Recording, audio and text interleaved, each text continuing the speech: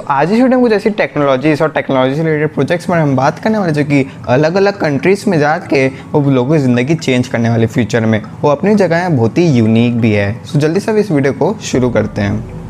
Number 5 पे मैं बात कर रहा हूँ चाइना के द सोलर एक्सप्रेसवे वाले प्रोजेक्ट की। चाइना अपने सोलर एक्सप्रेसवे वाले प्रोजेक्ट से मैंने ये करना चाहता है।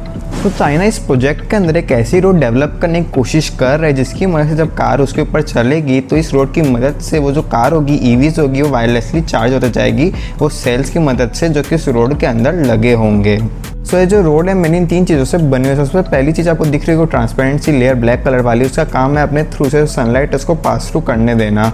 और फिर जो आपको दूसरी लेयर दिख रही होगी येलो कलर की वाली, उसका काम है जो सनलाइट आएगी वो सोलर सेल है एक्चुअली, जिसकी मदद से जो सनलाइट आएगी वो इलेक्ट्रिसिटी में कन्वर्ट हो पाएगी। और तीसरी चीज़ होगी आपको जो वाटर इंसुलेशन दिख रहा होगा उसकी मदद से वो जो देखो एक्चुअली अभी ये रोड है तो रोड के ऊपर पानी का तो काम चलते ही रहता है, तो उसकी मदद से जो वो जो पूरा सिस्टम बनता है 3 लेयर का वो वाटर से प्रोटेक्ट करेगा उसको, क्योंकि ऑब्वियसली इलेक्ट्रिसिटी का काम है। इस प्रोजेक्ट की मदद से मैंने ये करने की कोशिश करेंगे कि चाइना के एक ईस्ट पोर्ट से लेकर चाइना के इंडस्ट्रियल हब तक जो कि साउथ ईस्ट में रहेगा वहाँ तक एक ऐसी हाईवे बनाने की। बट हुआ क्या कि तभी प्रोजेक्ट अपने पायलट टेस्टिंग फेज में था ना, एंड उस पायलट टेस्टिंग में बेसिकली इन लोगों ने एक इसका शॉर्टर वर्जन बनाया था क्योंकि जो कि सिर्फ 1 किलोमीटर का ही था। जो सबसे कॉमन प्रॉब्लम इंडिया में भी आती है ये सब चीज़ों के साथ वही हुई और यहाँ पर चोरों ने जो उसके पैनल्स थे वही उखाड़ के लेके चले गए। अगर अब हम चाइना की बात कर ही रहे हैं तो हम जापान को कैसे पीछे छोड़ सकते हैं। अब जो 4th नंबर जो टेक्नोलॉजी की मैं आपसे बात करने वाला हूँ वो है अंडरग्राउंड साइकिल गैराज। ये बात तो जान के आपको बहुत ही हैरानी है कि जापान की 57% पॉपुलेशन है वो साइकिल यूज़ करती है। अब इतनी सारी पॉपुलेशन की साइकिल का अकोमोडेट करने के लिए जापान को तो ऑलरेडी एक बहुत ही अच्छा सिस्टम बनाना ही था। और हम सबको ये बात भी बहुत अच्छे से पता है कि जापान टेक्नोलॉजी के मामले में कितना आगे है बाकी सारी कंट्रीज से। तो उन्होंने जो इसका रास्ता था वो भी अपनी अलग ही वे में निकाला। तो सबसे पहले जापान के अंदर हर जगह ऐसे प्लेटफॉर्म्स बने हुए हैं जहाँ पर अपनी साइकिल ले जाके सबसे पहले ऐसे रख सकते हो। इसमें आप बेसिकली देख सकते हो प्लेटफॉर्म कैसे लोग अपनी साइकिल रख देते हैं और फिर जब वो साइकिल कैसे एक एफिशिएंट और सिस्टमेटिक मैनर में नहीं जाके ऑटोमेटिक जो मशीन्स लगी रहती है कैसे जाके उस साइकिल्स को एक सीक्वेंस में लगा देती है।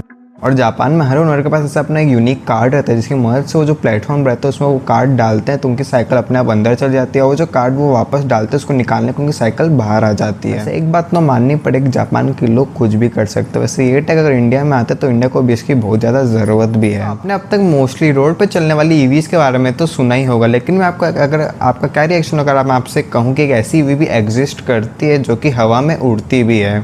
जो फ्लाइंग ईवी की टेक्नोलॉजी है ये इजराइल की कंपनी टैक्टिकल रोबोटिक्स को बिलोंग करती है। और नंबर 3 पे जो ईवी है इसका नाम है कॉर्मोरेंट। ये जो ईवी इजराइल की कंपनी ने डेवलप की ना इसको इस माइंडसेट से डेवलप की कि जो मिलिट्री पर्पस के लिए इसको काम में लिया जाएगा। और ये जो भी आप अपनी स्क्रीन के ऊपर देख रहे हैं सबसे एक और ख़ास बात है। ख़ास बात तो ये है कि ये हवा में उड़ सकते हो। दूसरी खास बात है ना कि ऑटो पायलट, मतलब इसमें कोई ज़रूरी नहीं है कि इसको कोई इंसान बैठ के ड्राइव करे, ऑटोमेटिकली अपने ऊपर आराम से चल सकती है। एंड जो भी आपको इससे बेटर फील्ड में रेस्क्यू ऑपरेशन से रिलेटेड जो भी काम कराने वो इतनी आसानी से करा सकते हो क्योंकि इसमें तो ह्यूमन पायलट की ज़रूरत है, तो इसमें रिस्क भी कम हो जाता है। तो दूसरी चीज़ है कि हेलीकॉप्टर से भी ज़्यादा तेज़ है।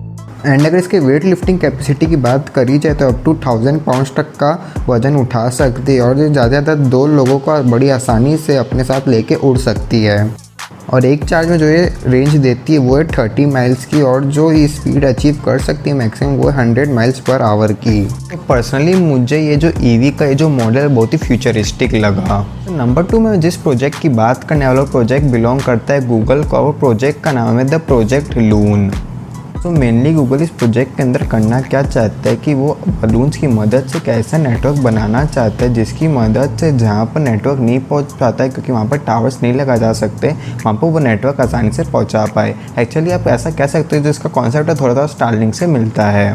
एंड इस बलून में एक राउटर लग रहेगा जो कि नेटवर्क का एस्टैब्लिश करने में मदद करेगा और जो बलून रहेगा नहीं अर्थ से 10 किलोमीटर ऊपर स्ट्रेटोस्फीयर वाली लेयर पे रहेगा एटमॉस्फेयर की। स्ट्रेटोस्फीयर वाली लेयर में इसलिए क्योंकि उसमें बहुत सारे पार्टिकल्स ऐसे रहते हैं जो कि नेटवर्क के कंडक्शन में मदद करते हैं। एंड फिर एंड में गूगल क्या प्लान कर रहा है कि ऐसे वो बहुत सारे बलून आसपास लॉन्च करके इसका एक सिस्टम बना देगा पूरा जिसकी मदद से जो कि यूज़र रहेगा ना उसको कोई भी इंटरप्शन नहीं होगा बीच में, तब वो जो बलून होगा तब उसकी रेंज से बाहर चले जाएगा। सो मेनली गूगल करना क्या चाहता है, बहुत सारे बलून्स को लॉन्च करके उसका एक एरिया में पूरा सिस्टम बनाना चाहता है और फिर उसका एक पूरा नेटवर्क एस्टैब्लिश करना चाहता है। लेकिन जितना सुनने में अच्छा लगता है ना, गूगल ने उसको इतना अच्छे से एग्जीक्यूट नहीं कर पाया और इसलिए गूगल ने इस प्रोजेक्ट को अबंडन कर दिया, क्योंकि उनका ये मानना था कि इस प्रोजेक्ट से एक सस्टेनेबल बिजनेस नहीं बना पा रहे थे। जो फाइनल टेक्नोलॉजी की बात करने वाला हूँ नंबर 1 में, वो मोरक्को के स्टार्टअप ने डेवलप की है और वो उसका नाम है Atlans space drone. And mainly in AI guided drones आप कर क्या सकते हो, जितने भी ओपन सीज और डेंस फॉरेस्ट में जो भी इन्वायरमेंट से रिलेटेड इश्यूज आते हैं जहाँ पर ह्यूमंस तुरंत नहीं पहुँच सकते, वहाँ पर जाके आप तुरंत इसकी मदद से एक प्लान बना के तुरंत एक्शन ले सकते हो बाद में। एंड ये जो ड्रोन है ये बेसिकली डीप लर्निंग टेक्नोलॉजीज और AI को यूज़ करता है ये सब चीज़ें ढूंढने के लिए।